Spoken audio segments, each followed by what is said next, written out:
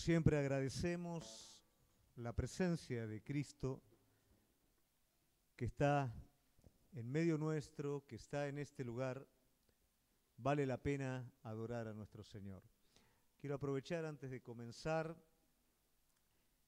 el sermón y quiero realmente honrar a cada uno de aquellos que ha sido parte en todo lo que se está haciendo. De acá a poquito tiempo, si Dios quiere, terminamos cambiando el sonido para que se pueda escuchar un poquito mejor, un poquito no, bastante mejor, para que pueda estar más lindo, ¿no es cierto? Y todo eso, gracias a Dios, con el trabajo de cada uno de ustedes, algunos que prestan su vehículo, otros prestan sus herramientas, su tiempo, y con eso, gracias a Dios, podemos hacer algo lindo a mitad de precio, ¿no?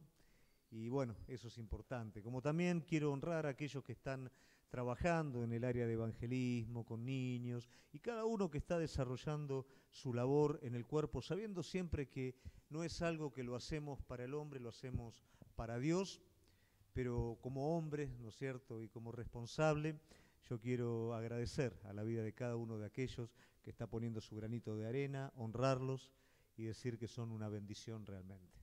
Amén. Muy bien. Bueno, ¿recuerdan qué pasaba hoy? Hoy era día 13. ¿Qué pasaba? ¿Quieren saber cómo fue allá en África? ¿Sí? Vamos a ver un poquito. Todavía no lo tenemos preparado, pero vamos a ver un poquito. Las primeras noticias llegaron hoy a las 5 de la mañana, porque tienen 5 horas de diferencia, así que por eso los ojos medio achinados, ¿no? Pero bueno, si esta se puede apagar. Bueno, ahí están llegando.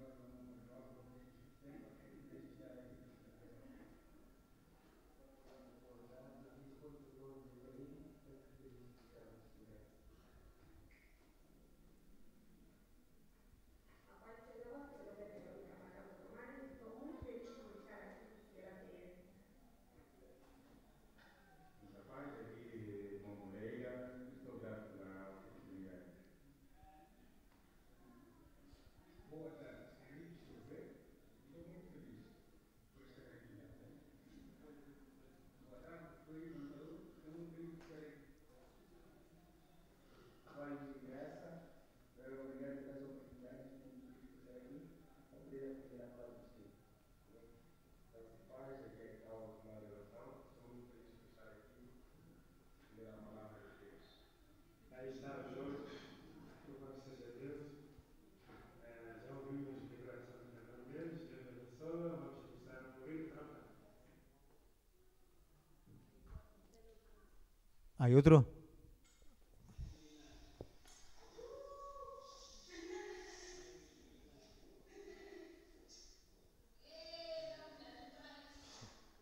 Fue una jornada también de tareas.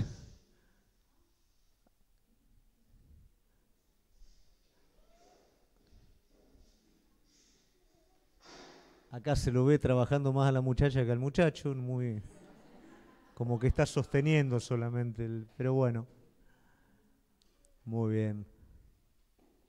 ¿Ahí está? ¿Está bien?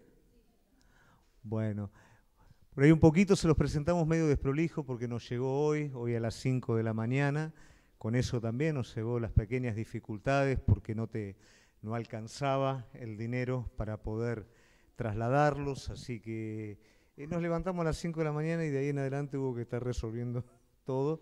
Pero gracias a Dios, Dios lo está haciendo, Dios hizo un milagro, ya pudieron resolver todo. Y lo más lindo de todo, la gratitud y la felicidad de ellos, ¿no es cierto? Ellos están siendo parte. Para ellos no es normal un retiro, este tipo de actividades, como ustedes van a hacer mañana, para ellos no es común hacerlo. O sea que todo esto va contra la cultura de ellos. Pero también ellos entienden que es el precio que de alguna manera ese cambio están pagando para que haya un cambio en su país, para que haya un cambio en su iglesia. Y ellos lo entienden. Entonces están abiertos justamente a poder aprender todo eso que es nuevo para sus vidas. Y lo más lindo de todo, que cada uno de ustedes es parte de esto, ¿no es cierto? No se sienta en ningún momento ajeno. Cada oración que usted hace el día jueves, cada oración que usted tiene en su corazón para ellos es lo que está permitiendo que todas las barreras culturales, todas las barreras espirituales se caigan y ellos puedan estar llevando a cabo la labor. A veces creemos que la labor a Dios tiene que ver con las cosas visibles y espectaculares, pero si tus rodillas son sinceras, tu corazón es sincero y vos estás intercediendo por la vida de cada uno de ellos, esto vale oro, porque esto mueve la mano de Dios en aquel lugar. Así que sigamos con esta labor que el Señor ha puesto en nuestro corazón y orá para que, si Dios quiere, en algún momento te pueda llevar allá y seas parte presencial de todo esto. ¿Amén? ¿Te animás? Gloria a Dios. Bueno, hoy vamos a hablar acerca de un tema que le hemos puesto como título, La verdad que libera. Cuando yo era pequeño, ¿no? Hubieron hechos, como creo que en la vida de cada uno de ustedes, que graba la vida de ustedes. Hay hechos felices que graban la vida de uno, pero lamentablemente aquellas cosas que a menudo nos hacen sufrir son las que graban una lección más a fuego, porque somos así, por naturaleza. Recordamos los momentos lindos, pero las lecciones más duras son las que quedan grabadas en nuestro corazón. Y yo recuerdo que teniendo 10 años de edad, en un momento nosotros como familia teníamos otra familia amiga. Yo jugaba con los chiquitos de la otra familia, mi mamá tenía confianza con la mujer de la otra familia, mi papá también. En esa época se jugaba al bowling, así que los fines de semana íbamos a jugar al bowling, eran momentos que uno esperaba. Y recuerdo que una vez mi mamá, hablando de esta persona, dijo algo que era algo medio feo, ¿no es cierto?, que cuestionaba de alguna manera la integridad de esa persona. Y uno como chico le queda grabado ese tipo de cosas. Y en uno de los juegos que yo tenía con el hijo de esta señora, nos enojamos. Y empezamos a hacer en ese momento, era Star Wars, entonces agarramos un par de palos que había y cada vez la cosa se iba caldeando más, ¿no? Y ya los palos, bueno, empezaron a volar por la cabeza y nos enojamos mal, y yo me enojé mal. Y él me dijo algo feo y yo tomé lo que había escuchado y le dije, cállate la boca porque tu mamá, pum, pum, pum, pum. Cuando terminó, que bajó el calor del momento, me puse a pensar y realmente quería corregir eso como fuera.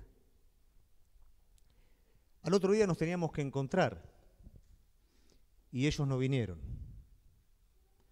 Y mi madre preocupada, ¿no? El único que sabía lo que había pasado era yo. Y mi madre hablaba con mi papá, che, ¿qué les habrá pasado que no vienen? Y que no llamaron y que no dijeron nada. ¿Viste cuando empezás a sentir como agujas adentro tuyo? Yo sabía que ellos no habían venido por lo que yo le dije al chico. Y mi madre se empezó a enojar. Ah, bueno, si no atienden el teléfono y si son así, entonces nosotros tampoco les vamos a hablar. cada cosa, cada vez que se tocaba ese tema, el corazón mío se hacía trizas, porque yo sabía que yo había hecho algo malo. Y soñaba con eso, y dormía con eso, y pensaba que en cualquier momento eso se iba a descubrir, iba a ser un desastre. Y fue prácticamente un año de tormento que viví de esa manera. Y había veces que los cruzábamos a ellos. Ay, cuando los cruzábamos. Adentro mío se retorcía todo. Hasta que un momento no aguanté más. Y le dije a mi mamá y a mi papá, me largué a llorar, me derramé en lágrimas. Le dije, la verdad, pasó esto, no aguanto más, me quiero morir. Y mis padres me abrazaron, ¿no es cierto? Pero a partir de ese momento se fue una carga de mi vida tan, pero tan grande. Yo vivía con una inseguridad continua, yo vivía atormentado porque yo sabía que había hecho algo mal. Y el único que lo sabía era yo, evidentemente. Todos los demás pensaban que eran cosas, ¿no es cierto?, que habían pasado, habían argumentos, pero yo sabía que yo fui el que metí la pata y yo hice algo feo y yo lastimé a esa familia y eso me estaba matando, me estaba matando. Pero en el momento en el que pude decir la verdad, realmente y literalmente fue una liberación para mi vida. Yo esperaba que, bueno, ya a esa altura esperaba que me vinieran chirlos y todo lo que fuera. Por supuesto hubo una reprensión, hubo un reto, pero hubo un abrazo y hubo un reconocimiento de la sinceridad mía en ese momento. Pero pude experimentar durante todo ese tiempo lo que era la inseguridad de la mentira. Y hoy por hoy, si hay una realidad en el mundo en el que vivimos, es la inseguridad en la vida de las personas. Porque no hay nada en este mundo que realmente te pueda dar seguridad, salvo la verdad. Y la realidad es que la verdad solamente puede venir a tu vida a través de Dios, porque no hay otra manera de que haya verdad. Si nos detenemos a mirar un poquito en el mundo en el que vivimos, nos vamos a dar cuenta que la mentira es lo que prima. El engaño es lo que prima. Metete en un supermercado y ¿qué hay? Engaño. Está todo a partir de una ingeniería social organizado para que vos compres determinados productos y otros no. Mencionás solamente cerca de tu celular o de tu computadora algo que querés comprar y oh casualidad que empieza a aparecer en la pantalla todo lo que vos necesitás o todo lo que vos querés. ¿Qué es lo que hace todo eso, no es cierto, en el hombre? Crear inseguridad. Porque aún en el mismo mundo en el que estamos, y aún las cosas que demandamos del mundo y del sistema en el que estamos, no nos puede proporcionar seguridad. Me suena mucho en la cabeza cuando veo a veces películas de guerra, me gustan las películas de guerra, ¿no es cierto? Y por ahí los soldados se dan cuenta en su momento que están defendiendo a su país, que finalmente no es lo que los está moviendo defender a su país. Su país los está usando tal vez para defender intereses egoístas y políticos que no tienen nada que ver con el nacionalismo. Y ellos se dan cuenta en su momento que pusieron su corazón en la defensa de su país, pero que es otra cosa, que están peleando por otra cosa. Toda esta inseguridad hace que el hombre viva mal, y esto tiene un porqué, porque es la ausencia de Dios en el corazón del hombre, la ausencia de verdad en el corazón del hombre. Y por más que el hombre edifica y por más que el hombre quiere tomar determinadas cosas que le brinden a él seguridad y poner esperanza en determinadas cosas para que éstas le den seguridad, no tienen la capacidad de hacerlo, porque solamente el que puede dar la seguridad completa al hombre es Dios. Solamente en Él hay verdad. Fuera de Él no hay verdad. Hay cosas que parecen verdad. Hay verdades que son relativas, pero no hay una verdad absoluta. La verdad absoluta solamente está en Dios. El rey David era una persona que pasó por todos los estadios que nos podamos imaginar. De pequeño peleaba con las fieras, de adolescente peleó contra Goliat, lo persiguió un rey, después se hizo rey, sabía lo que era tener todo como Pablo y lo que era no tener absolutamente nada. Y cuando no tenía nada quería tenerlo todo, y cuando lo tuvo todo se dio cuenta en sí mismo que no tenía nada. Entonces él puede decir lo que dice la palabra de Dios. Salmo 25:5. Encamíname en tu verdad y enséñame, porque tú eres el Dios de mi salvación. En ti he esperado todo el día. En su momento de necesidad quería que Dios lo salvara, pero en su momento de prosperidad, la inseguridad en él era que no era dueño de sí mismo. Hay tanta inseguridad afuera como adentro nuestro. Lo necesitamos a Él. El hombre necesita a Dios como verdad, y lo único que puede darnos a nosotros la seguridad en el mundo en el que vivimos es la verdad. A mí me gustaría en esta noche que pudiéramos conocer 3 realidades respecto a que permitan que nuestra vida se fundamente en la verdad. No basta saber de la verdad, no basta que me hablen de la verdad, no basta que me guste la verdad, es que mi vida pueda estar fundamentada realmente en la verdad. Y la primera de ellas, por supuesto, tiene que ver con la pregunta filosófica: ¿qué es la verdad? Por supuesto que esto puede abrir un abanico tremendo y cada uno va a plantear su verdad o su propia manera de considerar la verdad. De hecho, esta pregunta Pilato se la hace a Jesús cuando Jesús dice que Él viene a este mundo a dar testimonio de la verdad. Entonces Pilato se desespera y le dice a Jesús: ¿verdad? ¿Qué es la verdad? Pilato tenía una verdad, y la verdad de Pilato era Roma, el César y sus ejércitos. Los fariseos tenían otra verdad. La verdad era la ley a como ellos la querían vivir. Todo mentira.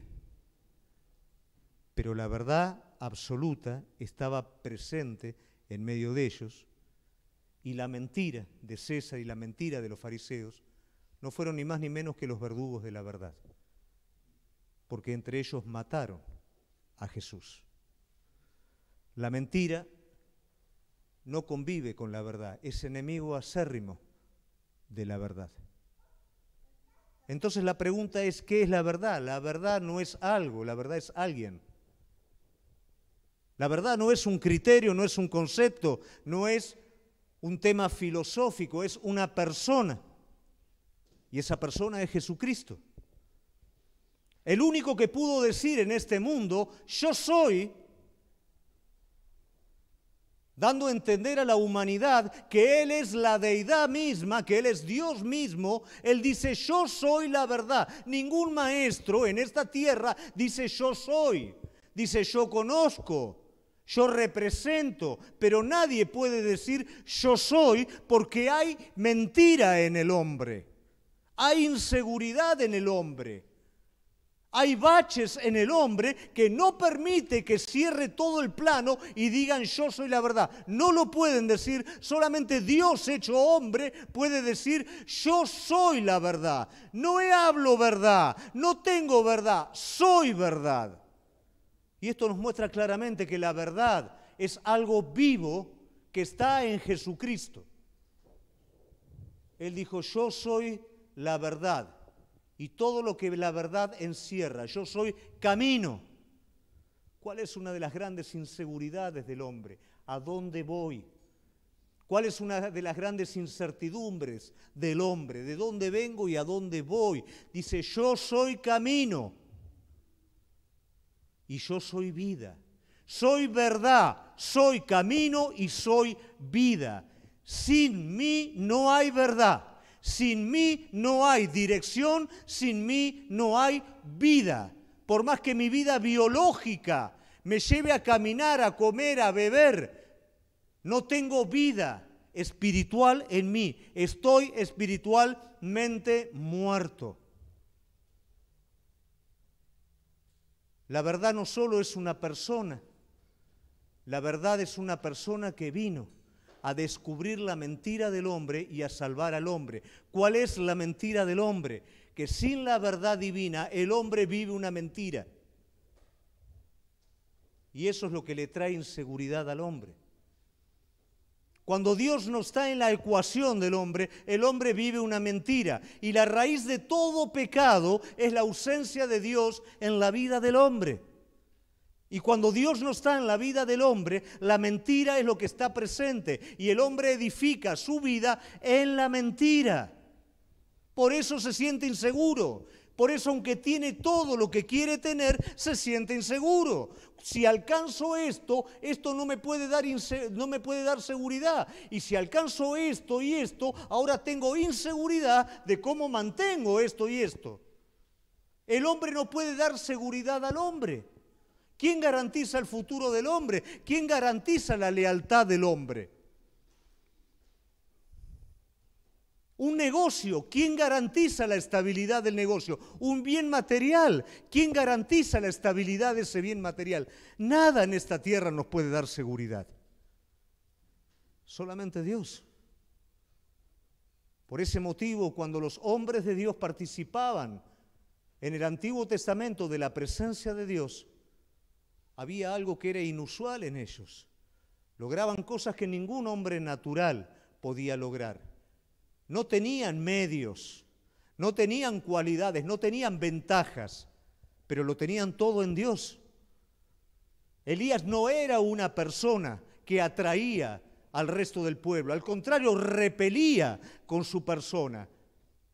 Pero la persona de Dios estaba en él y tenía la autoridad suficiente para desafiar al rey y todo el error del pueblo y poder llevar al pueblo a la verdad de Dios.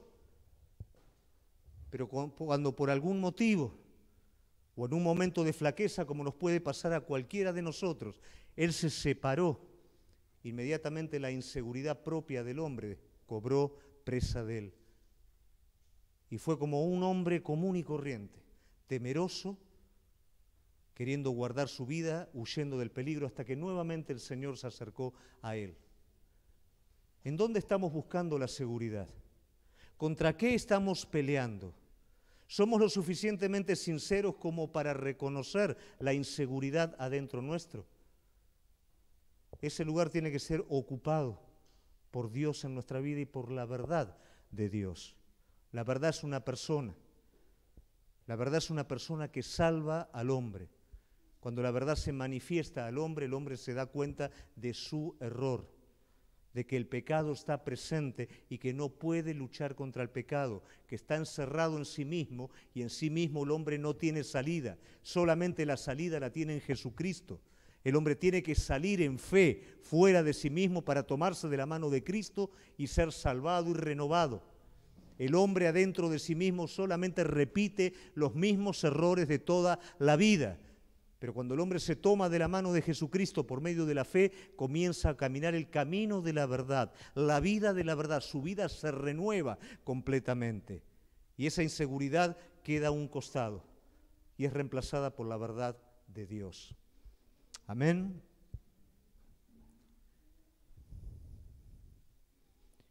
La persona de Jesucristo como verdad trae conflicto.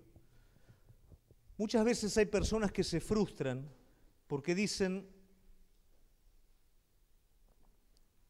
desde que voy a la iglesia tengo problemas. Hay dos maneras de tener problemas porque uno va a la iglesia. Una manera que es espiritual y una manera que es natural. La manera que es natural es cuando por ir a la iglesia yo eludo todo tipo de responsabilidades. Mi responsabilidad de esposo, mi responsabilidad de padre, eso por supuesto va a traer problemas y problemas justificables y lógicos. Pero también hay un aspecto espiritual que es cuando la verdad entra en conflicto con la mentira o con el error. Muchas personas le trajeron a una mujer a Jesús y dicen que esa mujer había sido sorprendida en el acto mismo de adulterio. Y lo ponen a Jesús para que Jesús declare si esa mujer tiene que morir o tiene que vivir. Todo esto pareciera ser algo legal, pareciera decir ser algo cultural, pero la realidad es que había mentira detrás de todo esto. Los religiosos querían condenar a Jesús. Los religiosos elaboraron una estrategia en la cual lo encerraron a Jesús como verdad en una mentira. Si Jesús decía que esa mujer no tenía que morir, Jesús estaba faltando a la ley de Moisés. Y si Jesús decía que esa mujer tenía que morir, estaba faltando a la ley que habían estipulado los romanos. De cualquier manera, los fariseos podían condenar a Jesús según la respuesta que Jesús diera. Si era una cosa, lo condenaban por faltar a la ley, y si era la otra, lo condenaban por faltar a la ley romana. Lo que no dice los evangelios, en un trasfondo cultural,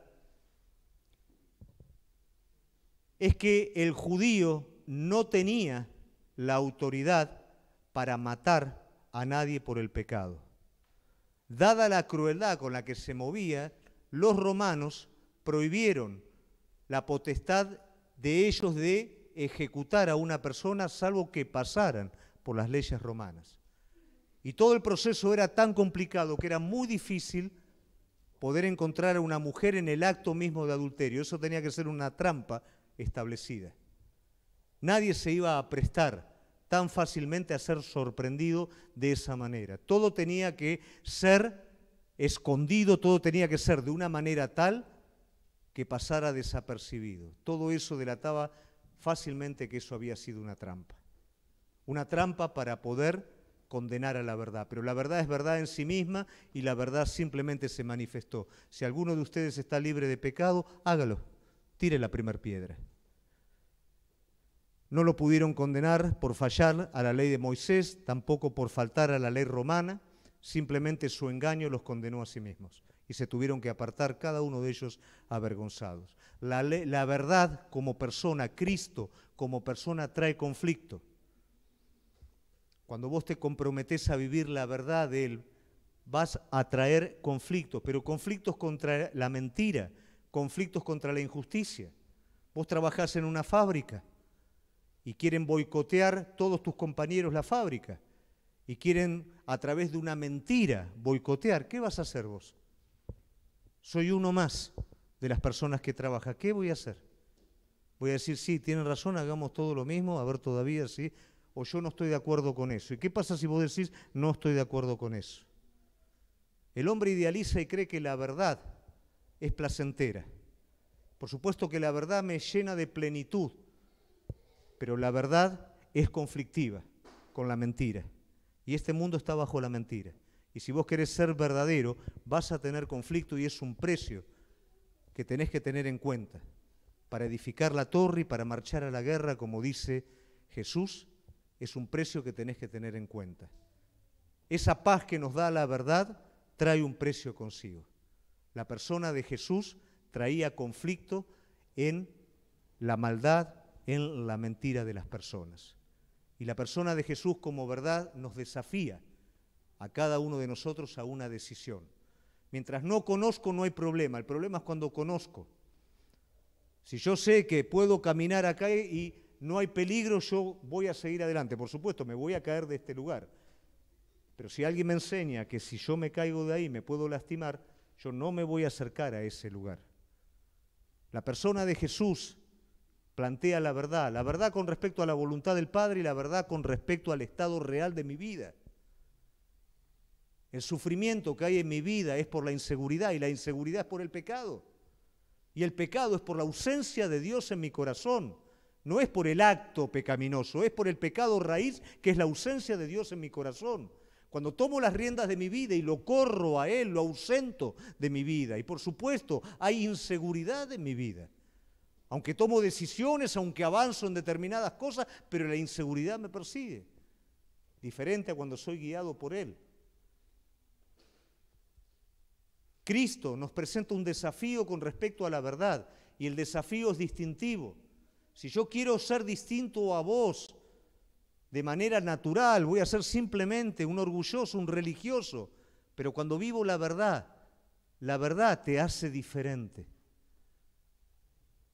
Tu compromiso con la verdad, por ende con Cristo, es el que marca la diferencia real, no el hablar como un religioso, no el venir a la iglesia, sino el vivir a Cristo como verdad. el jugártela por la verdad. Eso es lo que te hace distinto. Siempre en la vida vas a perder algo, pero vos decidís qué vas a perder. Si yo estoy comprometido con la verdad, estoy dispuesto a perder todo aquello que atente contra la verdad. Si yo estoy comprometido con la mentira, voy a perder la verdad en mi vida y con ello la paz y la seguridad. La verdad es una persona. La verdad es una persona que salva. La verdad es una persona que trae conflicto contra la mentira. Y la verdad es una persona que nos desafía. Ahora bien, hay una manera de participar de la verdad. Y vamos a leer la palabra en Juan 8, 31 y 32. Y es una manera sistemática en la que Jesús nos hace entender a cada uno de nosotros cómo participar de esta verdad absoluta. Dijo entonces Jesús a los judíos que habían creído en él: si vosotros permanecéis en mi palabra, seréis verdaderamente mis discípulos y conoceréis la verdad, y la verdad os hará libres. Lo primero que Jesús estableció para participar de esta verdad, de Él como verdad, es permanecer en la palabra. Cada vez que a los que tienen años en la iglesia le decís permanecer en la palabra, todos adentro suyo dicen ya lo sé. Y es cierto que ya lo saben, pero no siempre permanecemos en la palabra. No siempre entendemos qué es permanecer en la palabra realmente. Mientras Jesús predicaba en esta tierra, muchos iban y venían, pero pocos permanecían en la palabra. Solamente sus discípulos. Muchos lo acompañaban, como hoy en día. Muchos vienen, pero no todos permanecen en la palabra. La palabra como verdad te desafía. Mientras Pedro está pescando y no pesca absolutamente nada, la palabra de Jesús lo desafía. Pedro tira la red por el otro lado.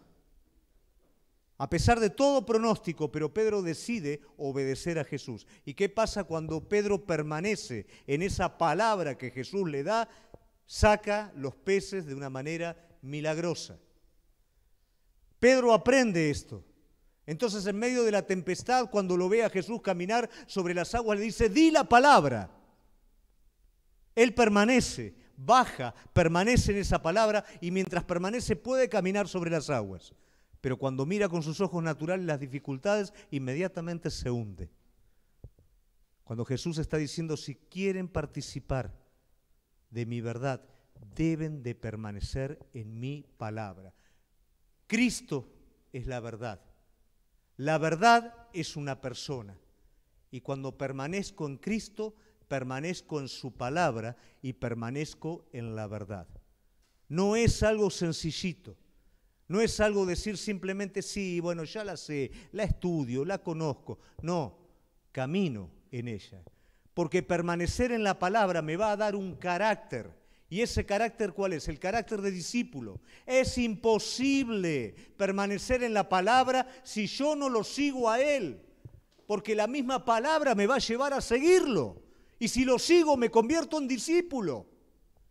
¿Qué es un discípulo? Un aprendiz, un seguidor. Si yo permanezco en la palabra, no puedo hacer otra cosa que no sea seguirlo. Porque cuando lo sigo, permanezco. Cuando los discípulos lo seguían a Jesús, no escuchaban solamente una parábola, no escuchaban solamente el sermón del monte, lo escuchaban respirar, lo escuchaban comer, lo escuchaban hacer bromas, lo escuchaba contar historias y cosas que la palabra de Dios no nos dice, pero ellos sí participaron y lo escuchaban porque participaban, permanecían, lo seguían. A veces nosotros participamos de manera salteada.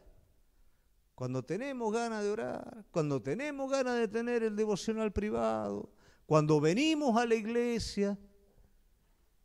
Pero el discípulo no participa de esa manera, no persevera de esa manera, lo sigue. Lo sigue adentro y lo sigue afuera de la iglesia. Lo sigue en cada momento y persevera en cada momento. porque es la única manera de fundamentarnos en la verdad. Si no permanecemos y no somos discípulos, no podemos fundamentarnos en la verdad. Y si permanecemos y somos, dice la palabra de Dios, y conoceréis la verdad, y la verdad os hará libres. ¿Qué hacían los discípulos mientras lo seguían a Jesús? Conocían la verdad porque Él era la verdad. Y la verdad se va dando en cada momento de nuestra vida.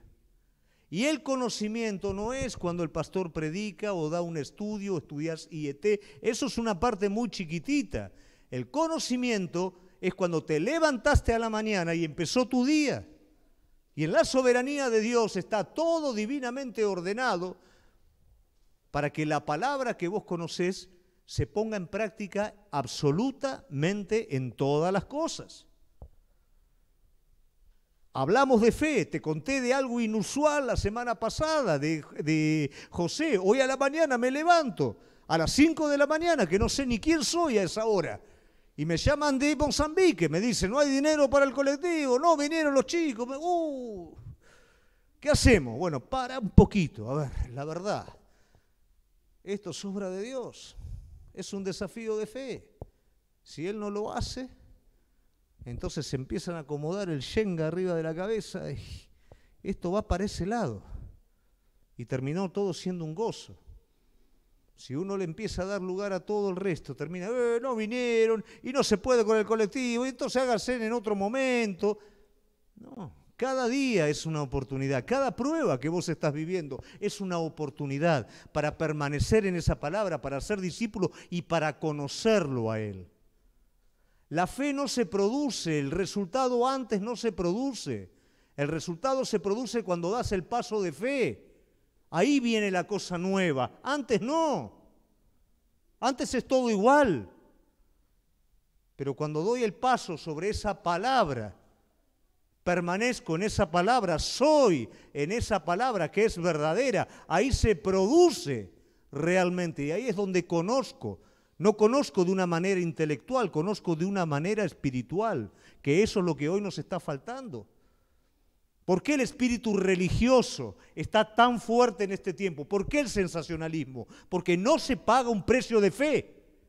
Y el precio de fe no te lo tiene que decir ni el pastor ni la pastora. El precio de fe te lo dice el Espíritu Santo porque es personal. Para la vida de cada uno es personal. El Señor sabe qué es lo que tenés que dejar en el altar, qué es lo que tenés que renunciar, a qué tenés que negarte. No hay una regla general, hay un trato particular para cada uno. ¿Por qué no nos enamoramos a veces de Cristo? Porque no damos ese paso de fe y no lo conocemos. ¿Qué lo llevó a Pedro a seguir a Jesús? Que cuando le hizo caso a pesar de sus pronósticos, tiró la red, sacó los peces, ¿qué dijo? Ten misericordia de mí, pecador, Señor. Y lo siguió, lógico. Pero a veces no tiramos la red en su nombre, porque creemos que no la sabemos todas. Y quedamos ahí, no lo alcanzamos a conocer. Y no nos enamoramos. Entonces nuestra adoración es apagada, nuestro servicio es apagado, nuestra consagración es apagada. Pero cuando Él te habla y vos respondés y la cosa pasa, eso enciende el espíritu del hombre. Eso es verdad, lo otro es mentira. Si no vivimos en la verdad, vamos a vivir un cristianismo inseguro. Y el tercer aspecto, que podemos decir que ninguno es más importante que el otro, pero es para tener muy en cuenta. Cuando vivimos guiados por el Espíritu Santo de Dios. Probablemente a muchos de nosotros nos gustaría que Jesús estuviera presente, corporalmente, ¿o no? Jesús le dijo a sus discípulos, les conviene que yo me vaya. A ustedes no les conviene que yo esté con ustedes todos los días, no les conviene. Primero porque no puedo estar todo el día con ustedes. Tengo que ir a visitar otro lugar, a veces ustedes van a estar en un lugar, yo voy a estar en otro. No les conviene. A ustedes lo que les conviene es que yo me vaya. Porque cuando yo me voy, va a venir sobre el mundo entero el Espíritu de verdad, que va a morar en la vida de cada uno de ustedes. Entonces no va a haber ningún problema porque yo siempre voy a estar adentro de ustedes, más todavía que cuando caminábamos juntos en esta tierra. Más de las limitaciones que yo tenía en esta tierra, voy a estar adentro tuyo y te voy a guiar desde ahí en cada momento de tu vida. Por supuesto que los discípulos todavía no lo entendían y por supuesto que nosotros generalmente tampoco lo entendemos de esa manera. Pero esa es la realidad. Tenemos ventaja en virtud a los discípulos en esa época. Aunque parezca mentira, tenemos ventaja. Ahora, ¿cómo vivimos esta verdad? Es el Espíritu Santo que vive adentro de cada persona que se arrepintió y entregó su vida a Dios, quien de ahora en adelante lo va a dirigir. Pero para eso, por supuesto, que es necesaria la confianza en Él. Porque el Espíritu Santo me va a guiar. Y muchos me van a preguntar, ¿y cómo me va a guiar? Primero, la naturaleza del Espíritu Santo es verdadero, es verdad. ¿Por qué? Porque el Espíritu de Dios no puede ser otra cosa que no sea verdadero. Y si es verdadero, no va a admitir la mentira. No va a admitir la mentira de afuera ni tampoco la propia mentira con la que nos mentimos. Por eso tenemos los conflictos interiores que tenemos. Cuando el Espíritu Santo está adentro nuestro, Él va a tirar para el lado de la verdad. Y para vos muchas veces la verdad te va a parecer incierta. Pero Él va a pelear adentro tuyo. Y cuando vos te rendís, vos comenzás a caminar un camino que antes no caminaste. Siempre caminaste el camino que te hizo repetir el mismo error, porque era el seguro, era el que conocías. El otro no lo conocés. Confiabas en vos mismo y te fue mal. Pero ahora tenés que confiar en Él y Él te garantiza que te va a ir bien. No que no tengas problema, que te va a ir bien. Que pese a las dificultades, cuando pases por las aguas, pero tenés que pasar, yo voy a estar con vos. Cuando pases por el fuego, no te anegará. No te va a prevenir del fuego, te va a rescatar del fuego. Va a estar con vos en cada una de esas pruebas. Y vos vas a ser más que vencedor por medio de cada una de esas pruebas. Y cuando el Espíritu Santo te mete en esos lugares y vos salís victorioso, vos adquirís un carácter que antes no lo tenías. Porque todo está en nosotros, todo está en el corazón. Una bendición externa no garantiza tu estabilidad interior. Un trato de Dios en tu vida afirma dentro tuyo la verdad. Y el Espíritu Santo te guía, dice la palabra de Dios, a toda verdad. No admite el engaño. En la iglesia de los Hechos lo primero que hace el Espíritu Santo, ¿qué es? Denunciar la obra de Ananías y Zafira. ¿Qué hace Ananías y Zafira? Una entrega formal de las cosas. Te hago ver que entrego todo, pero la realidad es que me estoy reteniendo algo para mí. El Espíritu de Dios no admite la mentira, no admite el engaño, porque ese mismo engaño, esa misma mentira, es lo que a vos te va a hacer seguir siendo inseguro. No te va a dar estabilidad. Pero el Espíritu trata lo más profundo de la vida de cada uno de nosotros. No te enojes cuando trata con tu mentira. Somos acérrimos defensores de nuestra mentira, porque a veces nos sentimos seguros en nuestra mentira y en nuestro error, pero el Espíritu de verdad te saca. Entonces vos te armaste todo un argumento, ¿no? Y viene el Espíritu de Dios y toca. Y vos ahí te entrás a pelear. Nosotros vamos a ser crecidos en la medida que seamos cambiados. Iguales que como somos, no vamos a crecer. Vamos a llegar hasta donde hemos llegado. Pero cuando el Espíritu Santo viene, toca nuestras vidas y no nos obliga, nos dirige. Y en tu anhelo, vos le decís sí. A partir de ahí empezamos a transformarnos, a ser cambiados. Muchos tienen cosas en su carácter, en su vida que no quieren y que no les gusten. Yo también las tengo. Y me di cuenta que la única manera en la que puedo ser renovado no es justificándolas, es diciéndole, sí, Señor, tenés razón. Y es aceptando la responsabilidad, porque quiero cambiar. Quiero ser modificado por el Espíritu Santo a imagen de la verdad que es Cristo. Quiero hacerlo. Y si yo quiero hacerlo, Él coopera conmigo. Había un discípulo en el Antiguo Testamento que es el discípulo por excelencia, que es Eliseo. Y este hombre de Dios estaba esperando un desafío.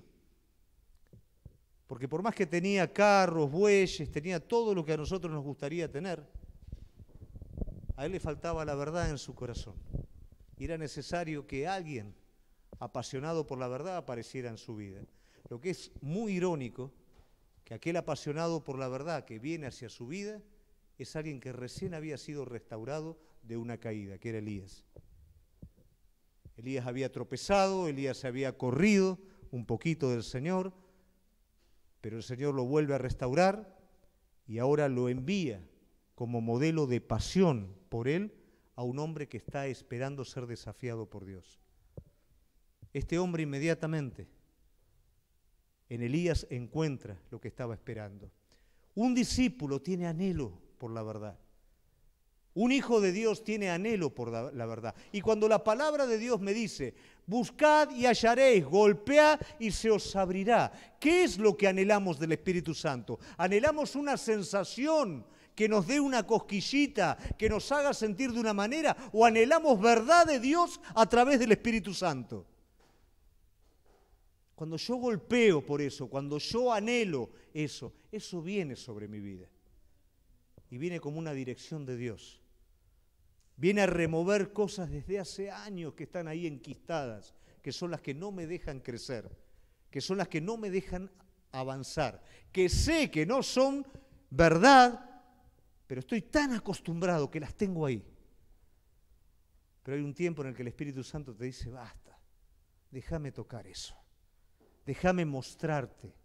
No quiero que sigas repitiendo siempre lo mismo. No quiero que quedes empantanado en ese lugar. Déjame mostrar, anímate, porque yo voy a tocar eso, pero yo te voy a ayudar a salir.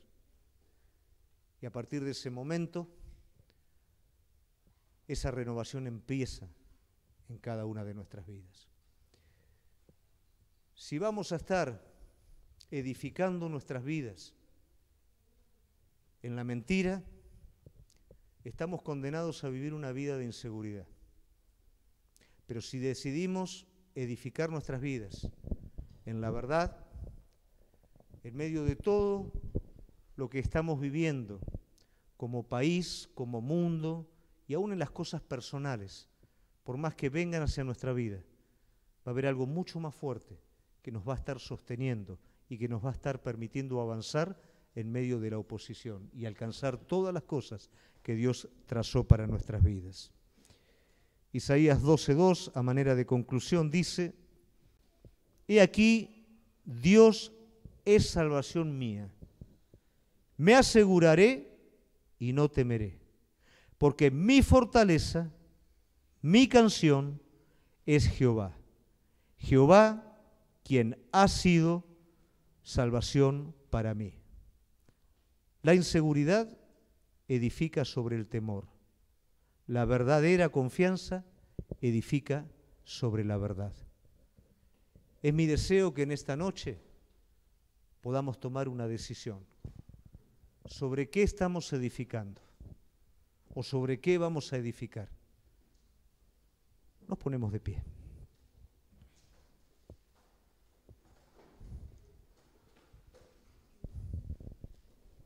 Vamos a cerrar nuestros ojos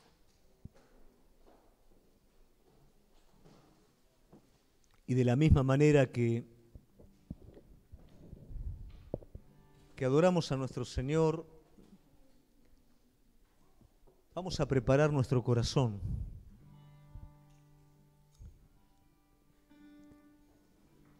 y vamos a pedir